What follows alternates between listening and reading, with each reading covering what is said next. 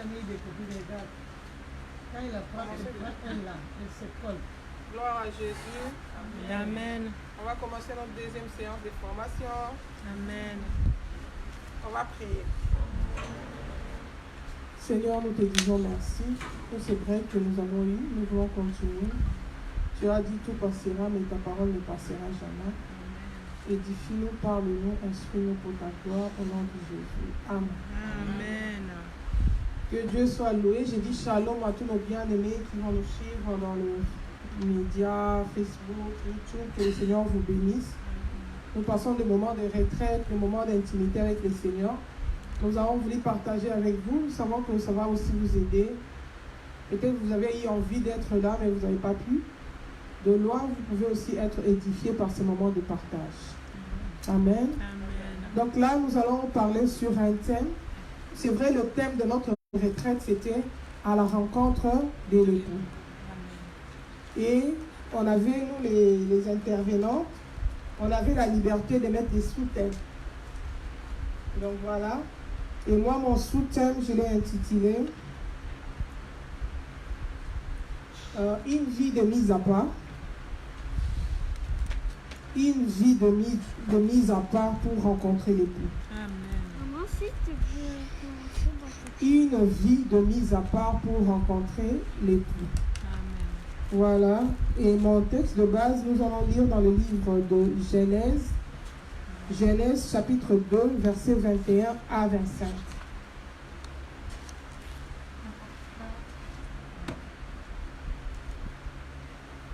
Genèse chapitre 2, versets 21 à 25. Nous lisons la parole de Dieu. Amen. Genèse, nous savons que c'est le livre du commencement, c'est la création, c'est dans Genèse et tout. Et nous sommes au Genèse chapitre 2. Je vais lire le verset 21 à 25. La Bible nous dit ceci. Alors l'Éternel Dieu fit tomber un profond sommeil sur l'homme qui s'endormit. Il prit une de ses côtes et referma la chair à sa place.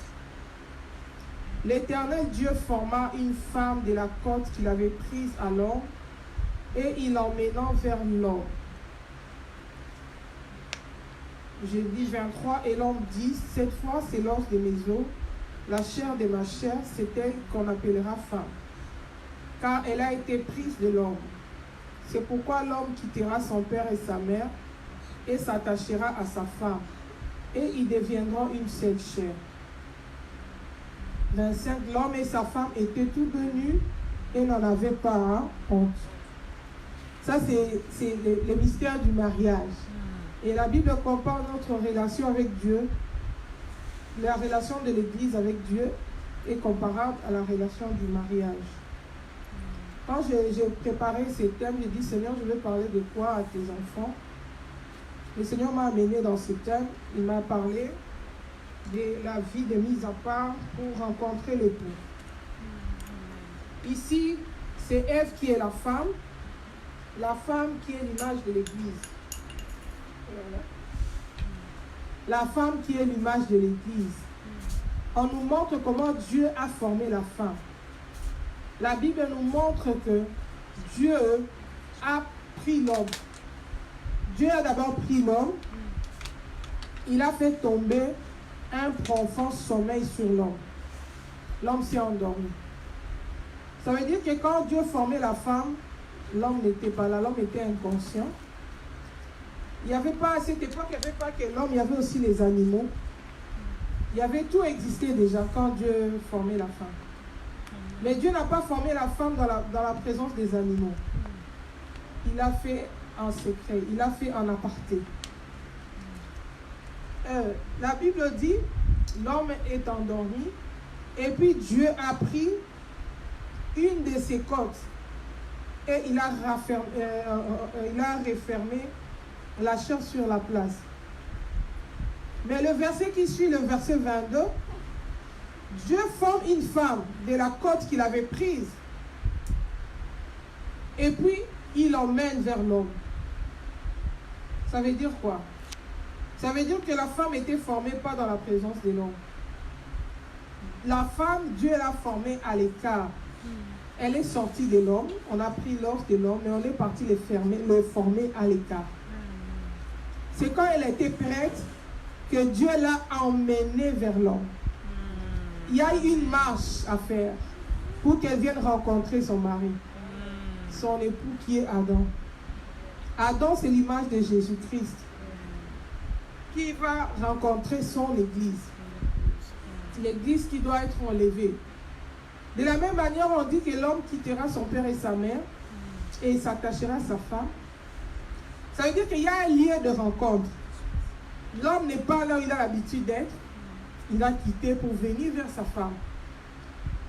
Mais il arrive quelque part, il y a un endroit de rencontre. La femme aussi quitte là où elle était. Elle vient vers l'homme. Elle vient rencontrer l'homme. Ici, on nous a montré que c'est Dieu lui-même qui formait la femme. C'est Dieu lui-même qui forme l'église. C'est Dieu lui-même qui donne la forme à l'église.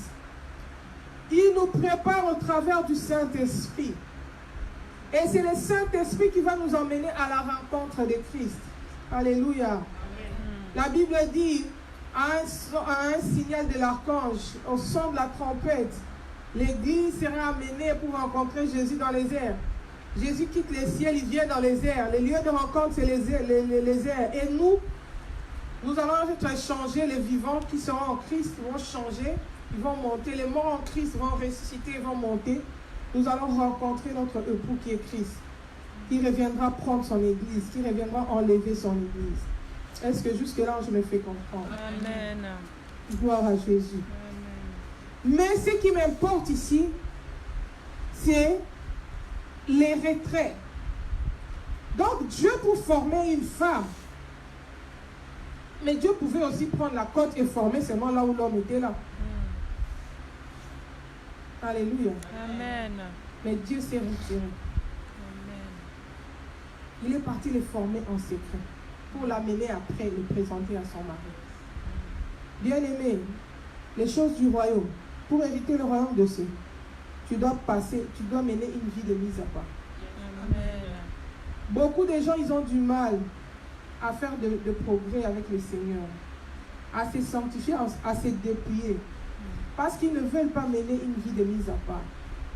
Ils veulent rester avec tout le monde, ils veulent le groupe. Déjà, si tu es dans le groupe, tu es dans la foule, tu vas en enfer, parce que le groupe est déjà dans le chemin spacieux, large et spacieux, le chemin qui mène en enfer. Le chemin qui mène au Seigneur, c'est étroit.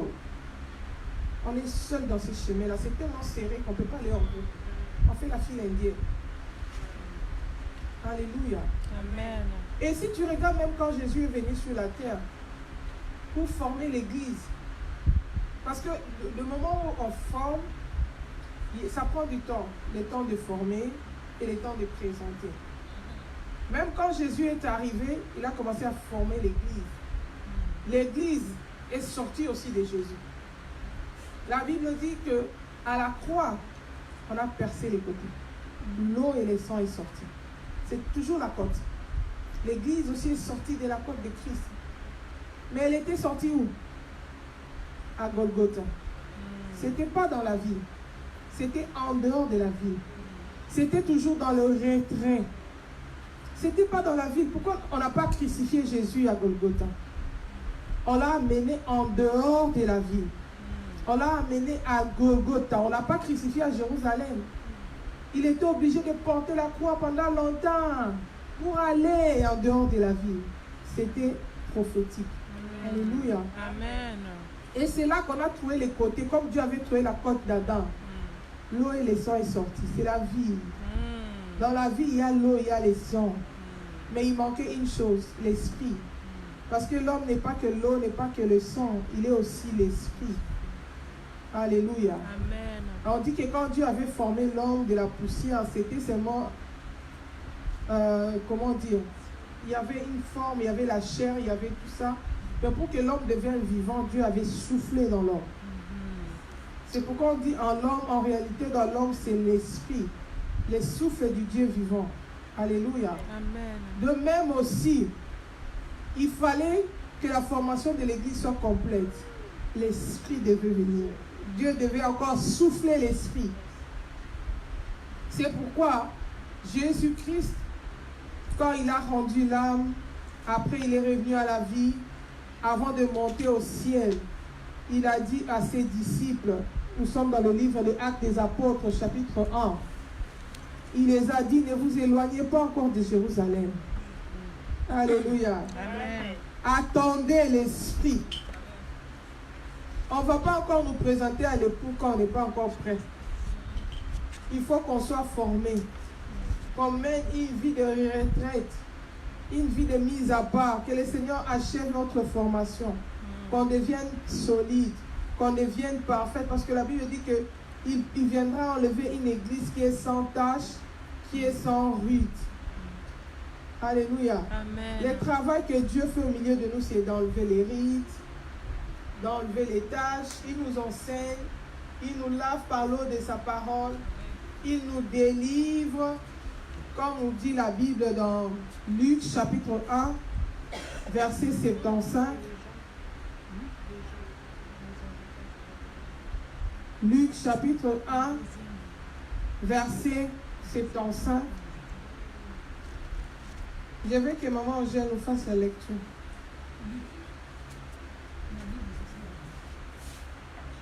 Il faut lui donner la Bible. Je sais pourquoi je veux qu'elle puisse lire.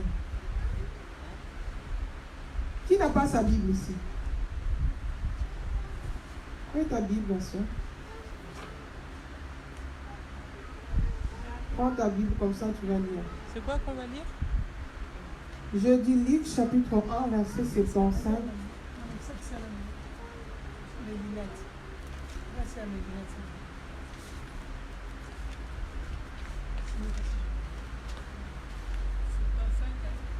Oui. Il n'y a pas un truc comme ça, des lunettes? 74 à 75. Luc 1. Il n'y a pas.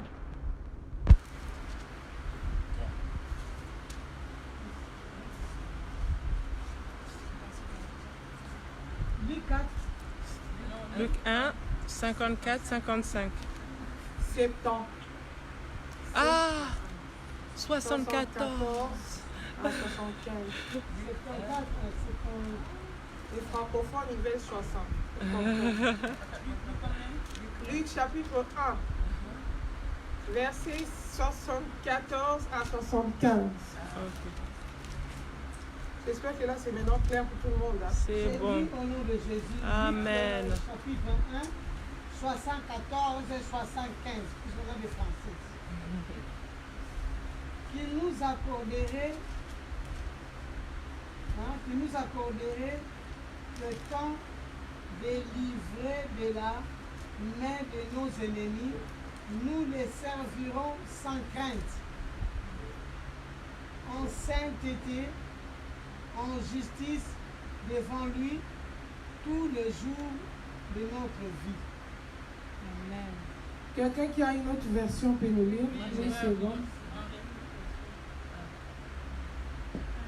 Après avoir été délivré de la main de nos ennemis, de pouvoir sans crainte lui rendre un culte dans la sainteté et la justice en sa présence tout au long de nos jours.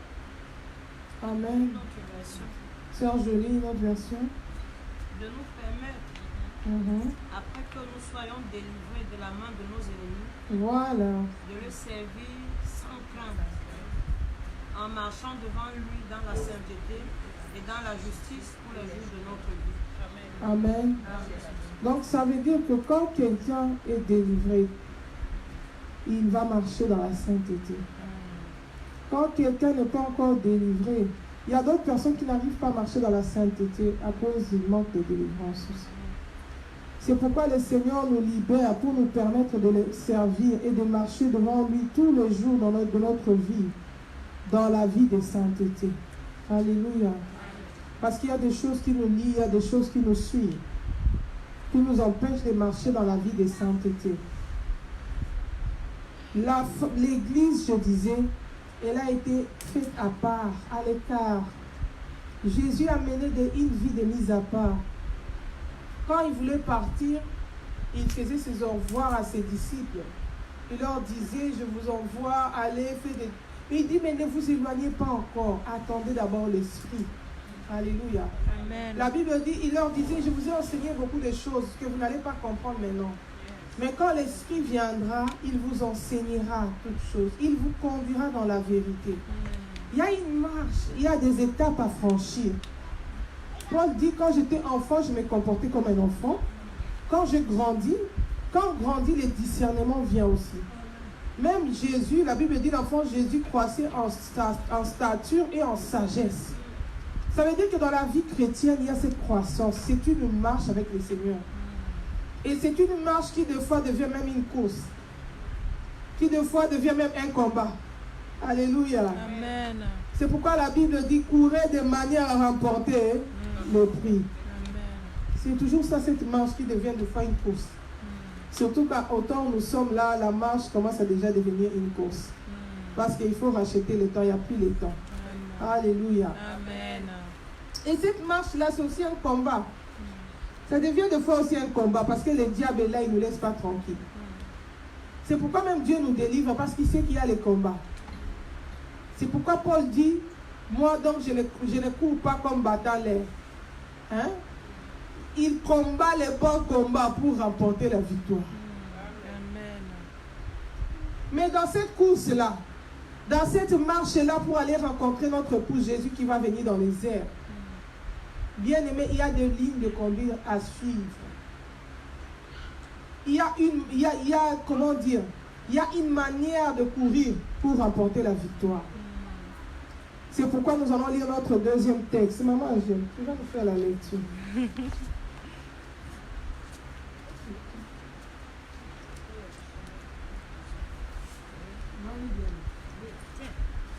Va chercher les métiers.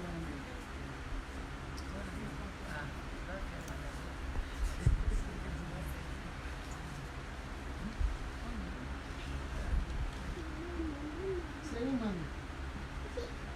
La Bible nous dit, notre deuxième lecture, c'est dans 2 Timothée, chapitre 2, verset 4. 2 Timothée, chapitre 2, verset 4.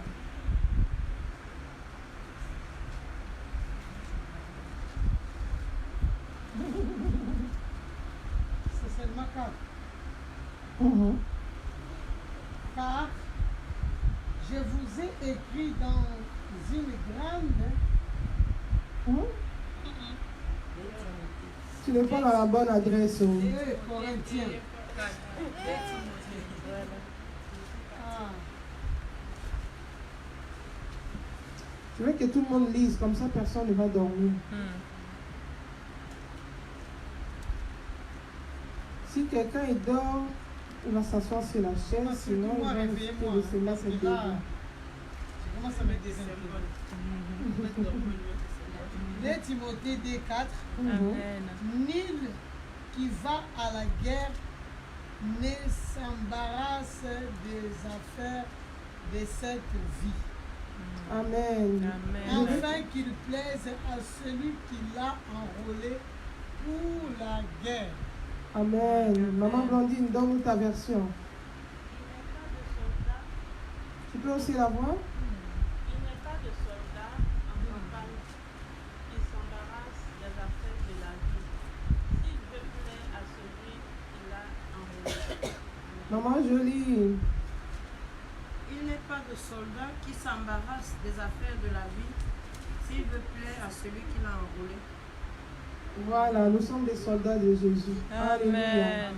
Notre rencontre avec l'époux, c'est une marche, c'est une course, c'est un combat.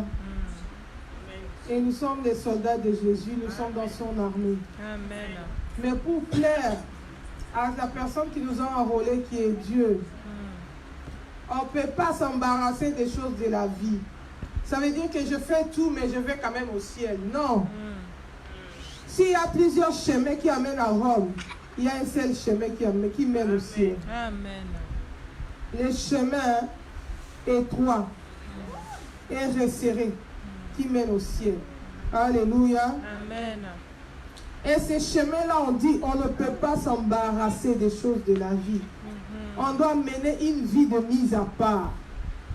Si tu regardes un homme comme Élie, Élie, il était agréable à Dieu. Parce que Élie a été enlevé. Quel privilège! Il n'a pas entendu l'enlèvement de tout le monde. Il a été enlevé avant même. Des fois, je demande à Dieu, oh, oh, alléluia, Amen. oh, oh, je m'arrête là. Amen. Parce que ce sont des prières qui dérangent certaines personnes. Ah. Alléluia. Amen. Mais Élie a trouvé la grâce, le privilège d'être enlevé avant l'état. Lui, il demandait la mort, hein. Il n'avait même pas demandé l'enlèvement. Il voulait pour lui partir au travers de la mort. Dieu a dit non, ton corps ne va pas voir la corruption. Toi, direct, made in Elola. Amen.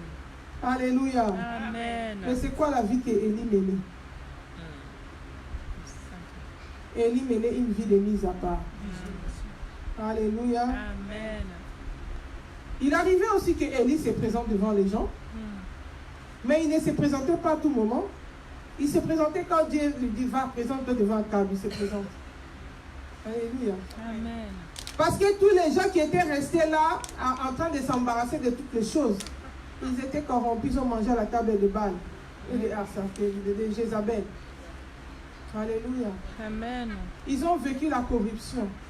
Bien aimé, dans la vie chrétienne, c'est vrai, tout à l'heure, maman, femme lève-toi nous a dit que nous devons aussi aller vers les autres évangéliser. Parce qu'ils ont besoin de connaître la vérité pour connaître Christ. Pour qu'ils sachent que quel temps, ils discernent les temps, qu'eux aussi puissent se préparer. Qu'ils trouvent aussi grâce devant le Seigneur comme aussi nous avons trouvé grâce. Mais laisse-moi te dire que dans la vie chrétienne, il y a aussi des moments où il faut se cacher. Il y a aussi des moments où il faut se montrer. Tout doit être conduit par le Saint-Esprit. Si tu veux être partout à la fois, tu ne vas pas faire de progrès dans ta marche avec Dieu. Tu vas tomber dans le péché. Les disciples ici, ils avaient envie d'aller vite. Parce que Jésus leur avait dit, voici je suis avec vous jusqu'à la fin des temps. Voici les signes qui accompagneront ceux qui auront crié à mon nom. Il y avait déjà des promesses. C'est comme je vois les gens aujourd'hui, dès qu'elle a un songe en train de prier, maman, je vais encore attendre quoi? Je fais vraiment dans les songes, j'ai touché une grosse Bible. Je suis en train de prêcher. Demain, elle devient déjà les titres. Alléluia. Amen. Jésus a dit, n'allez pas encore. C'était encore le moment pour eux de se cacher. Alléluia. Amen. Surtout, je conseille aux gens de vivre de la sainteté là. Hein? Les autres. Reste avec les gens qui se sanctifient. Si tu veux demeurer avec les gens qui sont dans le monde, ils vont te corrompre. Tu vas vite tomber dans le péché parce que tu es encore faible. Tu n'as pas encore la foi la force pour faire face à toutes ces persécutions-là. Si tu demeures avec eux, la foi vient de ce qu'on entend. Moi, j'avais une fille qui m'a témoigné un jour, elle dit, maman, heureusement que quand je me suis dépouillée, j'ai jeté tout. Parce qu'il y a un moment, je me suis retrouvée dans le mauvais jour de ma vie. Tellement j'avais entendu de trucs. Et ces jours-là, j'étais dans mes moments de faiblesse. C'est parce que seulement j'en avais pu apporter de la main que je n'ai pas utilisé. Et heureusement que j'avais tout débarrassé. Pourquoi? Elle a subi des coups. Il y a des moments où il faut s'isoler et il y a des moments où il faut se présenter. Alléluia. La personne qui veut aller au ciel, il ne s'embarrasse pas des choses de la vie. Il ne reste pas en compagnie de moqueurs. La Bible nous dit quoi dans Psaume? Qu'est-ce qu'on nous dit dans Psaume 1? Les lecteurs. Lecteur, femme, love-toi. Où sont tes lunettes? Dans ton sac? Ah, c'est resté. Psaume 1. Verset 1.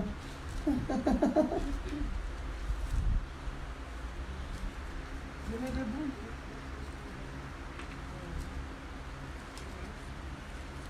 Toi, tu es vraiment la servante.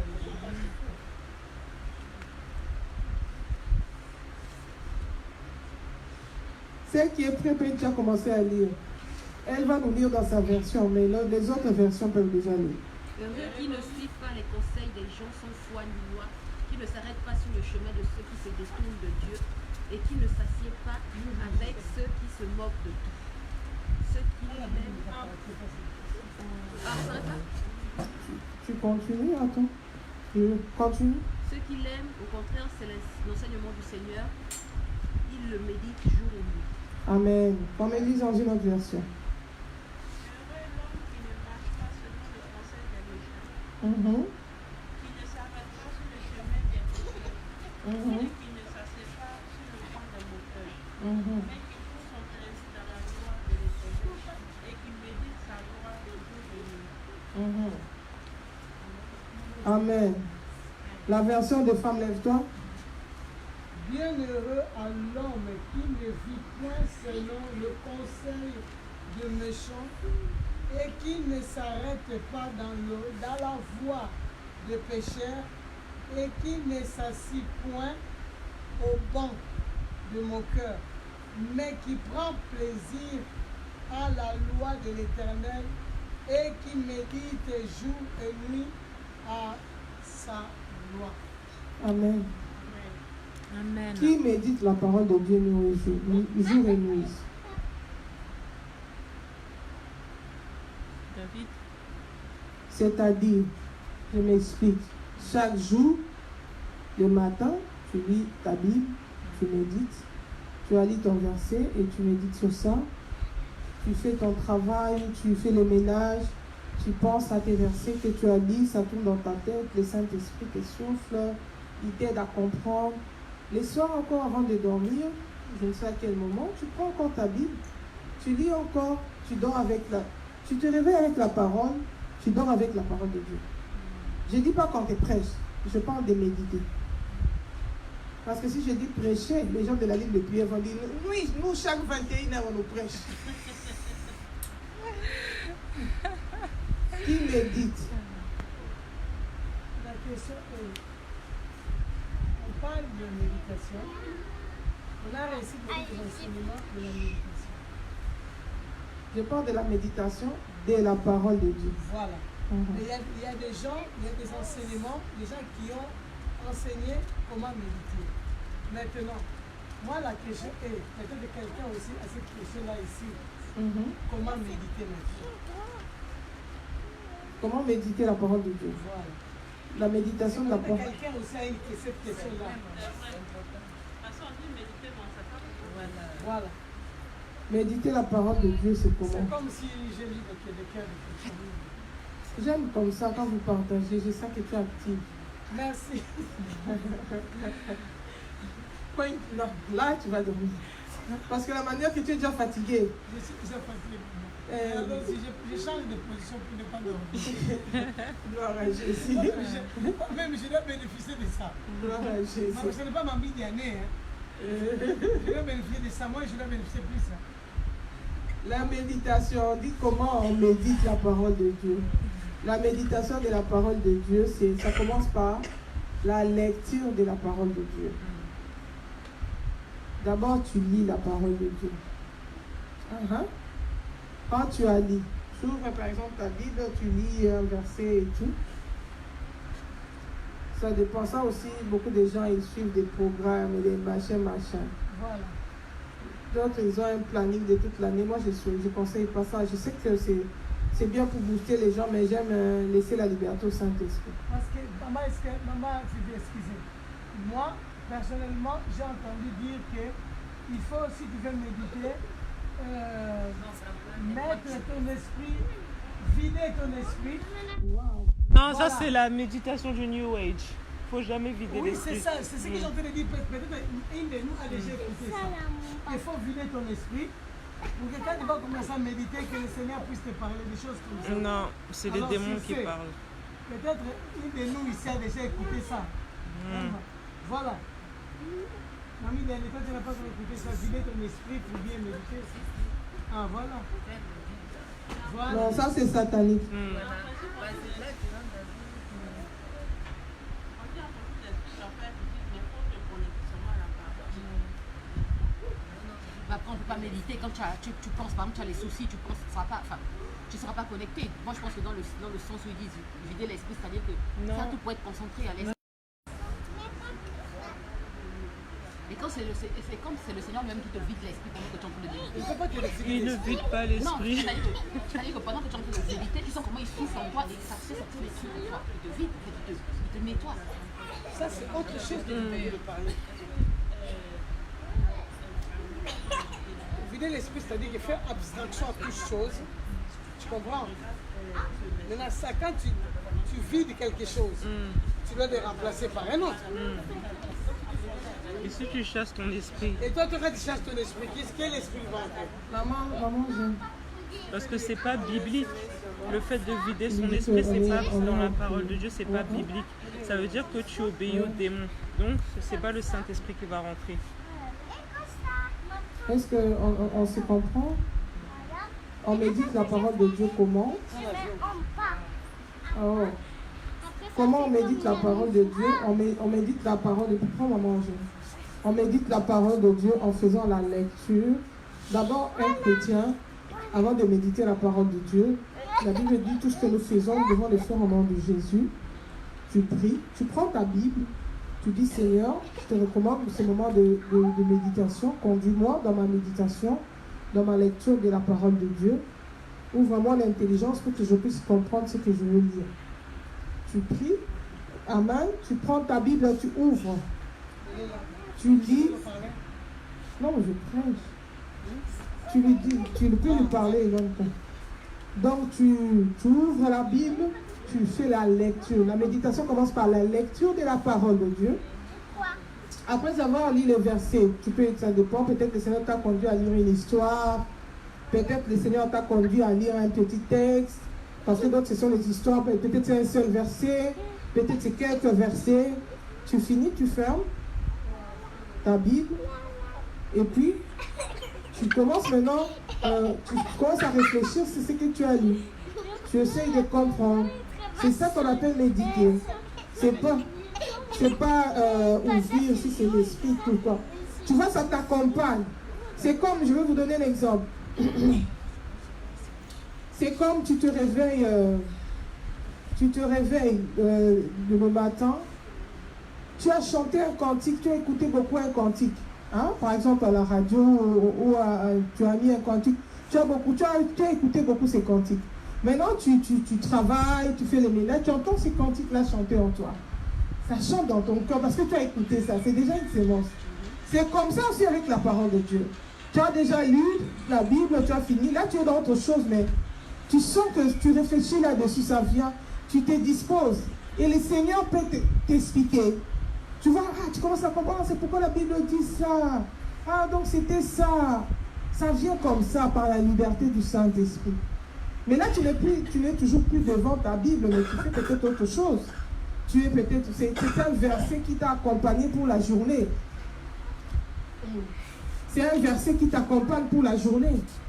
Tu fais autre chose, mais tu penses à la parole. Tu réfléchis sur la parole. Au lieu de commencer la journée, tu es en train de travailler, mais tu réfléchis sur le film. Les séries que tu avais regardées, tu commences à penser à ça. Tu réfléchis sur la mode. Ah, telle chose. Non, médite la parole. Alléluia. Amen. Trouve ta joie dans la parole. Au lieu de passer ta journée, tu médites sur les calomnies. C'est pourquoi la Bible dit, tu vois, on a dit, qui ne marche pas selon les conseils des méchants. Donc tu étais avec les méchants, ils t'ont donné de mauvais conseils. Maintenant tu es au travail, tu fais autre chose, mais tu penses à ça. Ça revient. Il m'avait dit que si j'ai fait ça, si j'ai fait ça. Moi je trouve que c'est pas grave, je vais savoir faire. Hein. Et puis je vais demander pardon au Seigneur. Après tout, on est des humains, Dieu va me comprendre. Hein. Si les conseils des méchants, ça t'a envoûté, c'est dans l'envoûtement. Tu sais, il y a d'autres discours, ce sont des envoûtements. C'est comme un poisson, quand ça entre dans ta vie, ça t'infecte. Ça commence à circuler. C'est pourquoi la Bible dit qu'il faut veiller même. Si tout ce que tu entends. Tu veux garder la sainteté, tu regardes quoi? Jésus a dit, prenez mon joug qui est léger, mon fardeau qui est doux. Mais on a l'impression que les fardeaux de Jésus, c'est très lourd. On a l'impression que la sainteté, c'est même impossible. Pourquoi? Parce qu'on ne marche pas selon le principe de Dieu. Tu sais, quand tu déjà un seul principe, la méditation de la parole de Dieu. Le matin, tu as déjà ton verset de jour, tu as lu, tu penses à ça, tu étudies, ça te revient, tu penses à ça. Tu sais qu'à ces moments-là, même si il y a un péché, il y a quelqu'un qui vient t'éprouver ou bien il y a une attaque de l'ennemi, tu sais ce qui va monter en premier dans ta bouche. C'est la parole que tu avais méditée. Parce que c'est une sémence, c'est en toi. C'est ça qu'on appelle avoir les armes spirituelles, qu'on appelle l'épée de l'esprit. Qui est la parole. L'épée de l'esprit, c'est pas, tu es là, tu ne lis pas la parole. Seigneur, donne-moi l'épée de l'esprit. Au nom de Jésus, je prends l'épée de l'esprit, je te coupe. Quoi? Non. Pourquoi il n'y a pas de délivrance? L'épée de l'esprit, ça vient quand tu médites la parole. Quand tu écoutes la parole de Dieu. Alléluia. Amen. Quand tu écoutes, la Bible dit la foi vient de ce qu'on attend. Tu peux être en jeûne, tu pries. Tu veux, je suis fatigué, j'ai mal, c'est mal. J'ai mal, c'est mal. Mon Dieu va comprendre. S'il y avait le dépôt de la parole, le Saint-Esprit va prendre cette parole, il va faire monter dans ton cœur. Non, il est écrit que l'homme ne vivra pas de pain seulement, mais de toute parole qui sortira de la bouche de Dieu. Amen. Ça t'évite de pécher, parce que tu as déjà une réponse. Là, je vais m'accrocher. Je vais m'accrocher. Et s'il n'y a pas ça, d'autres personnes, ils se surprennent, il a déjà mangé. Oh, je voulais seulement donner du lait à l'enfant, j'ai oublié, je me suis surpris, j'ai déjà mangé. Ton esprit n'est même pas là, donc tu oublies même que tu es en jeûne. Pourquoi? Le petit principe. Pour réussir dans la sainteté, c'est pas tu restes avec les gens, surtout même les gens qui ont les dons spirituels. C'est pourquoi aujourd'hui il y a beaucoup de mélanges même dans les prophéties. Et tu restes là, tu écoutes les choses des gens, et puis quand tu viens, tu commences à prier, Dieu m'a dit. Tu as reçu dans les causeries ou bien c'est réellement Dieu qui t'a dit? La Bible dit même les songes, les multitudes, ça vient par les multitudes de pensées. Si tu as regardé un film d'horreur, tu as regardé. Quand tu vas dormir, tu vas avoir des cauchemars. Pourquoi? Parce que ton esprit était affecté par ce que tu avais regardé. Et comme ces choses-là sont accompagnées par des démons, ça a ouvert des portes qui ouvrent la porte aux démons qui vont venir faire le cauchemar la nuit. C'est pourquoi moi, des fois, je demande à mes filles, maman, je n'ai pas bien dormi. J'ai fait une artmerie. J'ai dit, tu avais regardé quoi avant de dormir? La même question. Ça ouvre des portes. Mais si tu veux mener une vie de sanctification, tu vas prier. Tu vas passer ton temps à méditer sur la parole. Tu veux prier, tu dors encore, tu médites encore. Tu dors encore avec une autre. Mais comment tu ne vas pas voir la visitation des anges? Comment le Seigneur ne va pas te parler? Le Saint-Esprit se sentira obligé de t'expliquer ce que tu as lu parce que c'est son devoir. La Bible dit qu'il nous enseignera toutes choses. Mais le problème avec toi, il n'y a pas de base. Le Saint-Esprit va venir enseigner c'est quoi? Toi, il y a les bases de moquerie. Toi, il y a les bases de... Tu es là, tu as beaucoup de gens de prison dans ton cœur. Pour les gens qui ne t'ont pas touché personnellement, mais qui ont touché d'autres personnes, parce que tu as entendu leurs histoires. Et toi aussi, tu as fait la dent dans ton cœur. C'est comme ça que la vie des chrétiens devient compliquée. Les fardeaux deviennent très lourds. Alléluia! Amen. Je vois que je vais avoir une autre lectrice bientôt. Gloire à Jésus. Amen.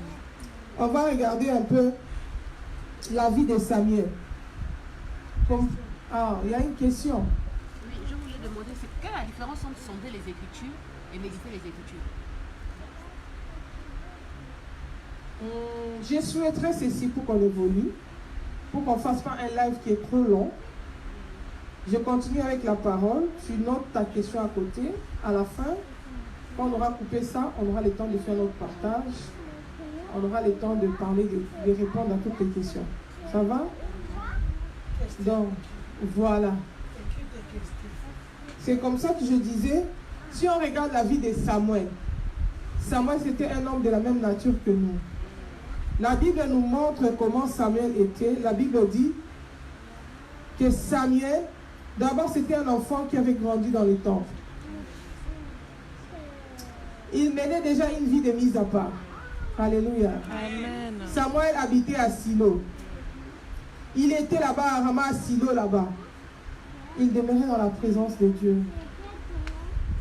Il menait tellement une vie de mise à part que c'était difficile pour Samuel de pécher. Il est le seul humain qui, à la fin de son ministère, il a demandé aux gens, qui d'entre vous peut me prouver du péché?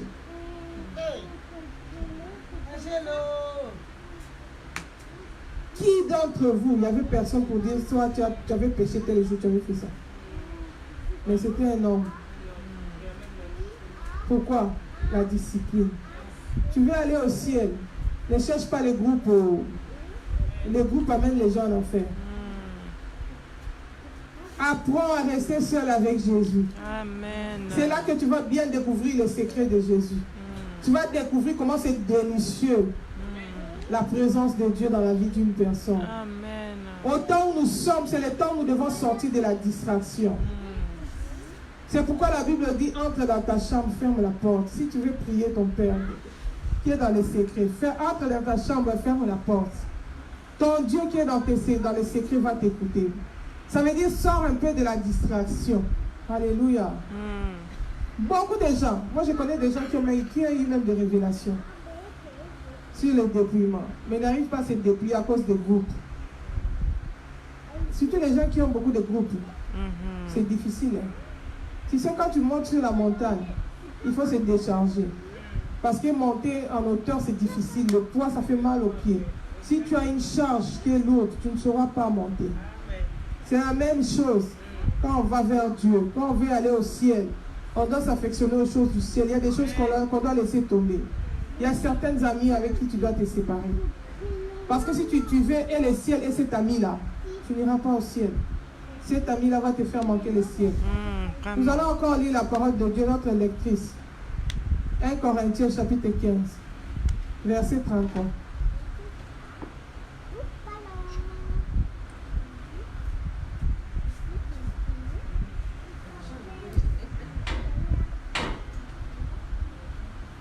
Corinthiens chapitre 15, verset 33.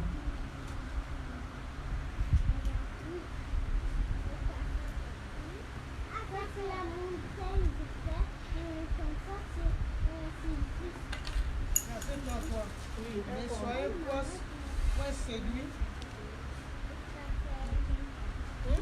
15, 33. Ne soyez point séduits. Les demoiselles d'honneur, Esther. Ça va entrer dans le truc. Ne soyez point séduits. Les mauvaises compagnies corrompent de bonnes mœurs. Deuxième lectrice.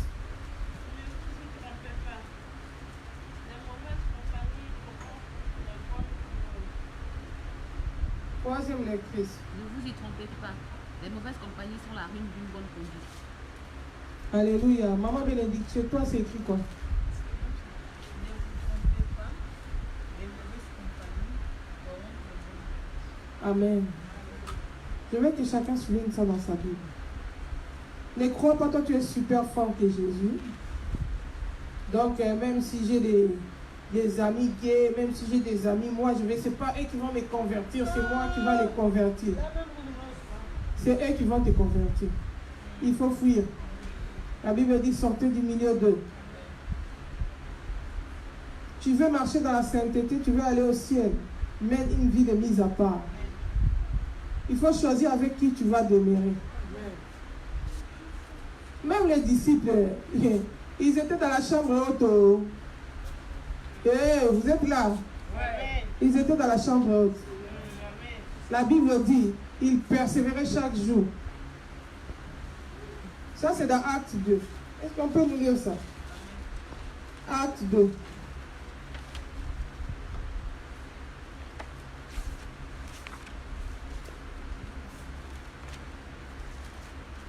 Je sais qu'il fait très chaud, mais comme nous aimons Jésus, puisque la chaleur en tient le coup, et Dieu va écrire dans les livres de souvenirs, il va nous faire grâce. Amen. J'ai dit Acte 2. Le verset 44, attends, je vais vérifier. 44, Acte 2, 44.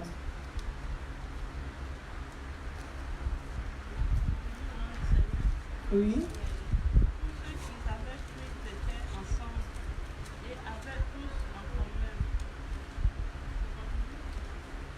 Oui. 47.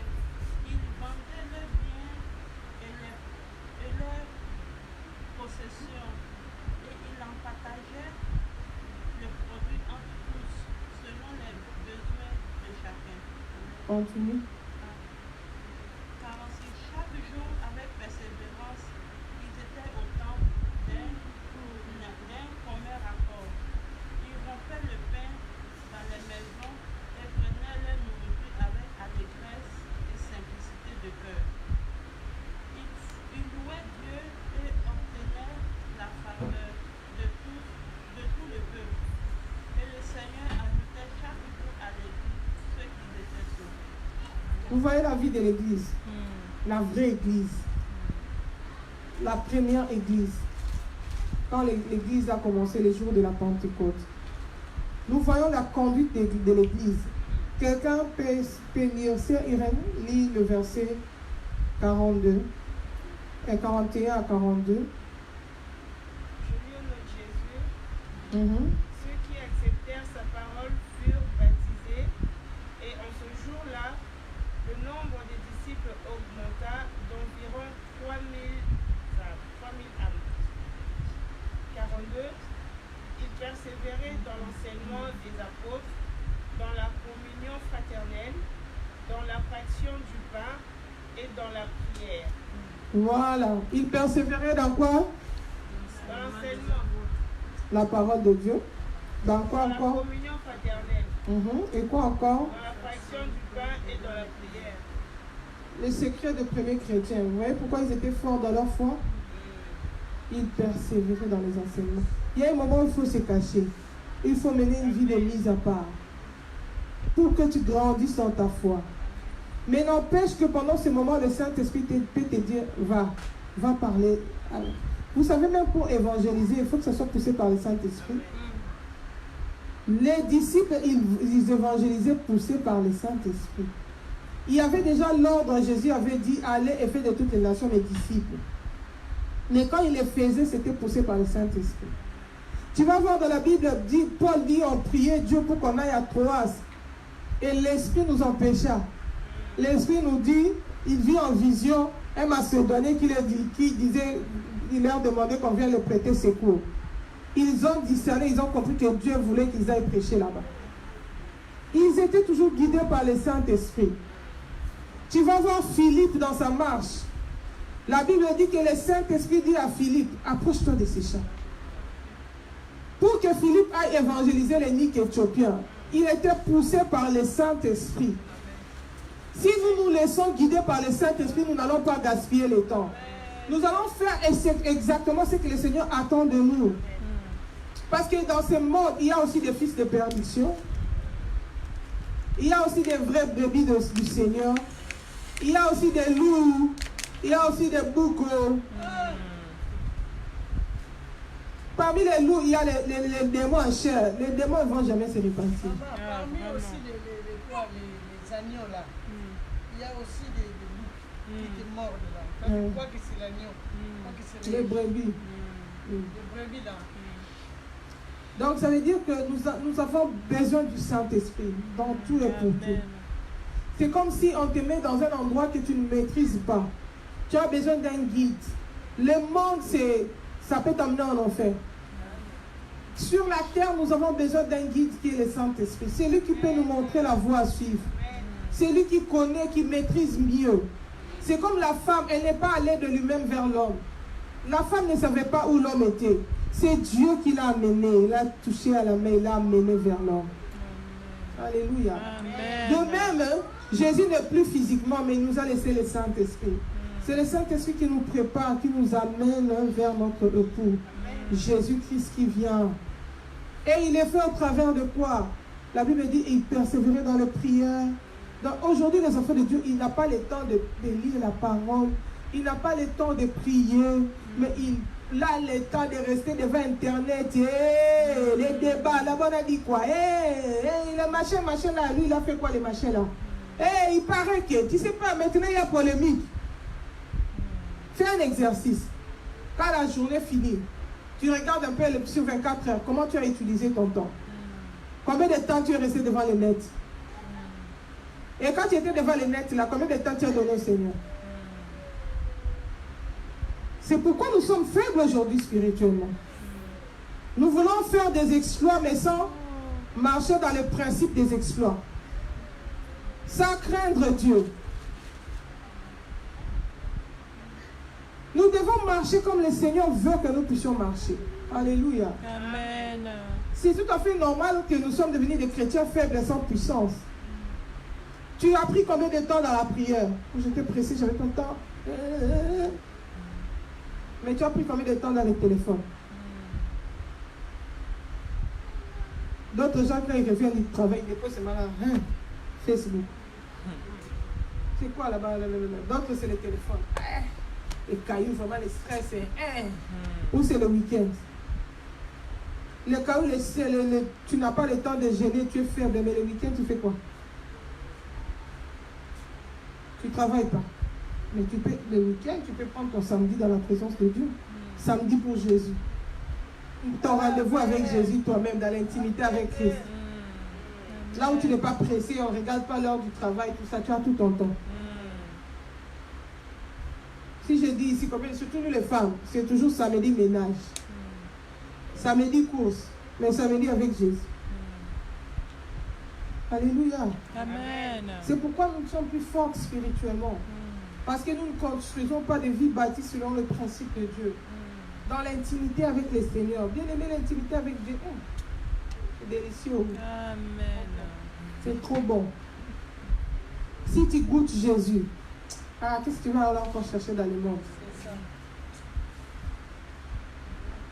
Moi, il y a des moments où je n'ai pas envie que les gens vivent. Je vais venir, je dis, Seigneur, que ta volonté soit faite. Si tu veux qu'il vienne, qu'il vienne. Alléluia. Amen. J'ai tellement goûté Jésus. Les biens qu'il m'avait fait, c'était de me rejeter quand j'avais besoin de ça, m'a poussé vers Christ. Et quand j'ai goûté Christ, j'ai plus besoin des hommes. J'ai envie de les dévorer, j'ai envie de rester là, de demeurer dans sa présence. Je l'aime tellement. Quand tu es dans la présence de Dieu, il te fait sortir avec assurance. Amen. Les gens qui t'avaient rejeté viendront chercher ce que tu as puisé dans la présence de Dieu. L'homme, il cherche son intérêt. Quand il n'a rien, personne ne va venir. Garde Dieu. Apprenons à garder Dieu. Dis à ta voisine, apprenons à garder Dieu. Apprenons à garder Dieu. Pour garder Dieu, il faut d'abord les chercher et il faut les trouver. Tu l'as déjà cherché? Tu l'as déjà trouvé? Si tu les trouves, tu les gardes. Ne lâche pas. Amen. Alléluia. Est-ce qu'on peut balancer nos mains? Est-ce que nous sommes là? Nous sommes là. Alléluia. Colossiens chapitre 3, verset 2.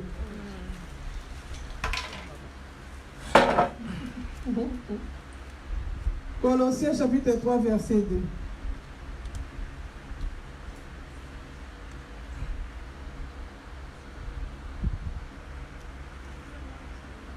Amen.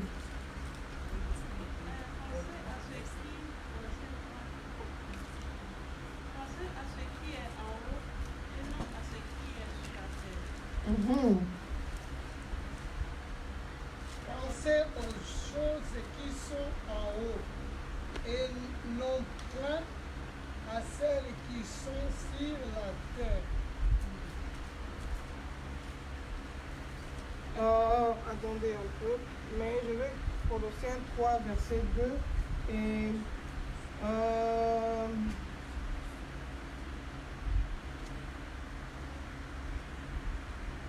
je veux qu'on me lise une autre version. 2, hein? Ouais. Colossiens 3, 2.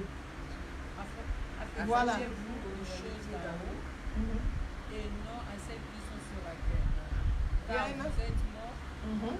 Car vous êtes morts et votre vie est cachée avec Christ en Dieu.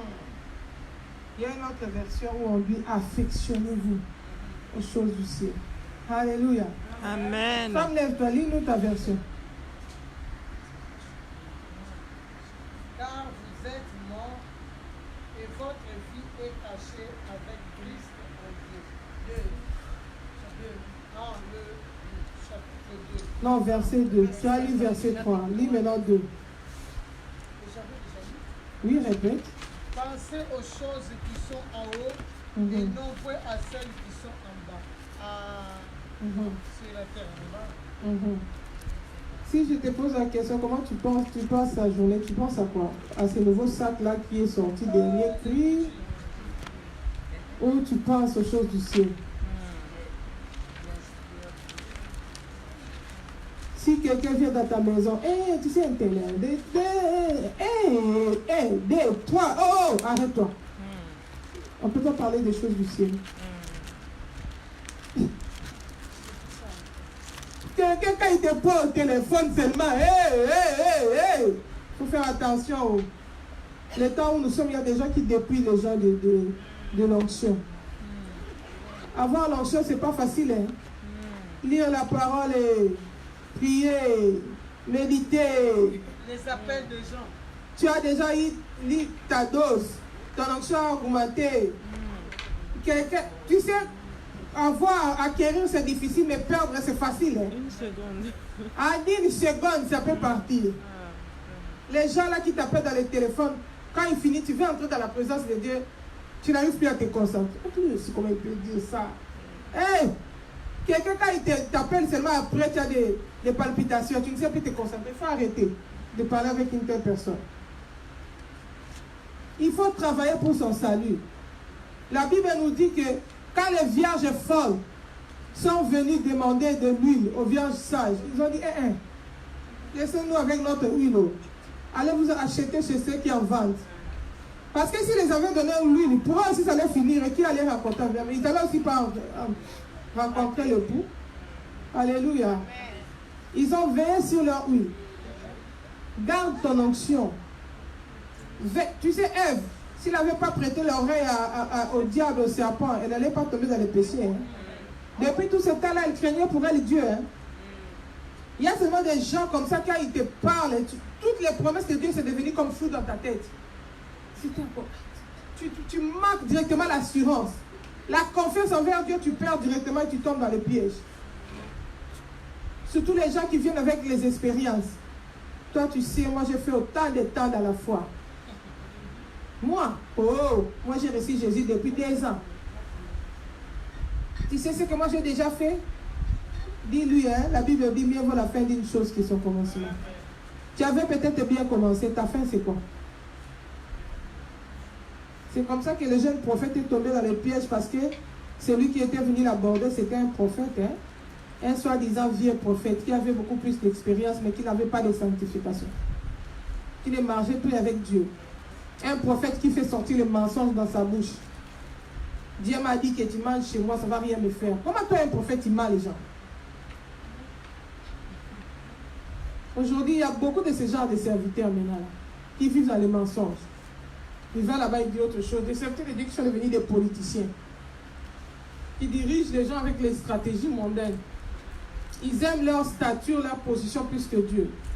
Ils préfèrent pécher, mais garder leur stature. Bien-aimé, si tu entends ma voix aujourd'hui, réponds-toi. Jésus est en train de revenir. C'est le moment de se préparer. C'est le moment de mener une vie de mise à part.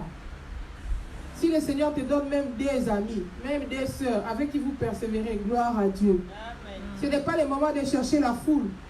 Si tu cherches la foule, tu vas te perdre.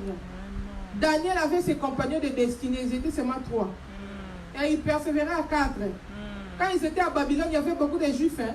La Bible dit qu'on avait déporté beaucoup de Juifs de Babylone. On les a amenés de Jérusalem, on les a amenés là-bas, à Babylone. Mais quand ils sont venus à Babylone, ce n'est pas tout le monde qui craignait Dieu. Hein. Ils se disaient, on est déjà là. Ce Dieu-là, on nous a détruits là-bas, il ne nous a rien fait, on est ici. C'est comme des gens qui pensent que quand ils sont en Europe, ils ont la permission de faire les péchés. Parce qu'ils sont en Europe, sous prétexte qu'ils sont en Europe. Il n'y a pas une Bible pour les gens qui sont en Afrique, les gens qui sont en Europe, pour les gens qui sont en Asie, pour les gens qui... La parole reste la parole. Dieu ne change pas sa parole. Daniel et ses amis sont restés fidèles à Dieu. Ils ont craint le Seigneur. Malgré qu'ils étaient à Babylone, ils ont refusé de manger à la table du roi. Mais même si la majorité pêche, c'est leur problème, le salut individuel. Hein? De toute façon, ce n'est pas tout le monde qui va hériter le royaume de cieux. Hein? La Bible dit qu'il y a beaucoup d'appelés, mais il y a peu des élus. On doit travailler pour affermir notre élection. Tu ne vis pas ta vie chrétienne pour les autres, tu vis ta vie chrétienne pour toi, pour le royaume de cieux. Ne calcule pas ta vie. Si l'autre tombe, c'est son problème. Alléluia. Amen. Même si la femme de l'autre avait regardé en arrière, elle est devenue une statue de pierre. Jésus n'a pas regardé en arrière. Mon modèle, c'est Jésus. Je continue à suivre Jésus. Amen. Ne regarde pas les hommes. Un tel fait ça, un tel, tu ne connais pas la vraie identité d'un tel. Tu sais, un jour, une servante de Dieu, Dieu l'avait visitée, Dieu l'avait montré l'enlèvement. Et l'enlèvement s'est passé, cette soeur n'est pas montée, elle était restée. Elle était confuse, elle pleurait, elle voulait savoir pourquoi elle avait manqué l'enlèvement. Et elle a vu Satan est venu, Satan commençait à montrer des gens, il dit, dans le monde, j'avais envoyé mes agents qui étaient des faux pasteurs, qui ont séduit le monde. Quand il parlait comme ça, il a vu un démon sortir. Le démon s'est transformé directement, il a pris la forme du pasteur avec la Bible.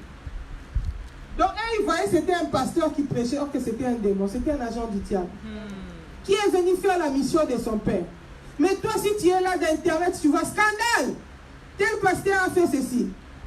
Tu dis, regardez le passage, je ne vais plus aller dans les églises. Tu vas perdre ton âme. Au temps de la fin où nous sommes là, où la Bible dit que les scandales doivent arriver.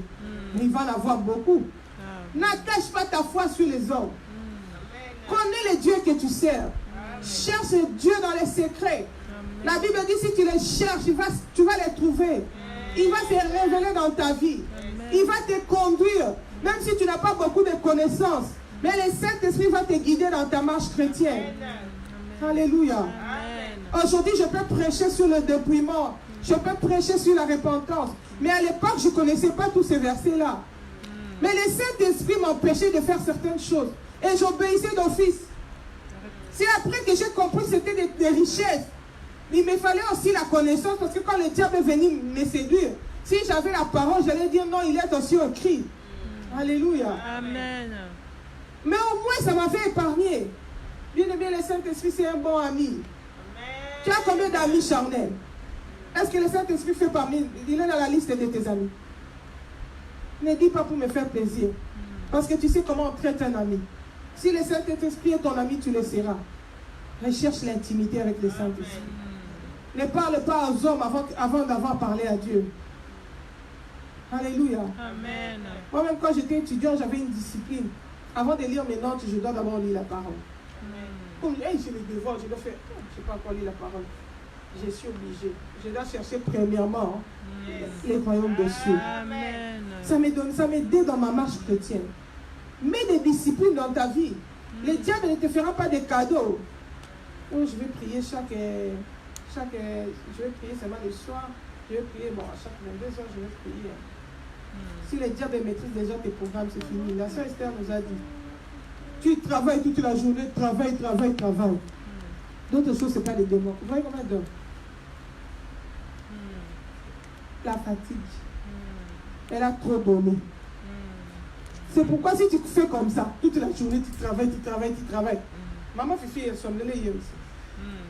Le corps, mets des disciplines. Commence par les choses spirituelles. Dieu va te donner la force pour faire le reste. Alléluia. Acclamons pour la parole de Dieu. Dieu est bon. Voilà, nous allons nous arrêter là pour l'instant.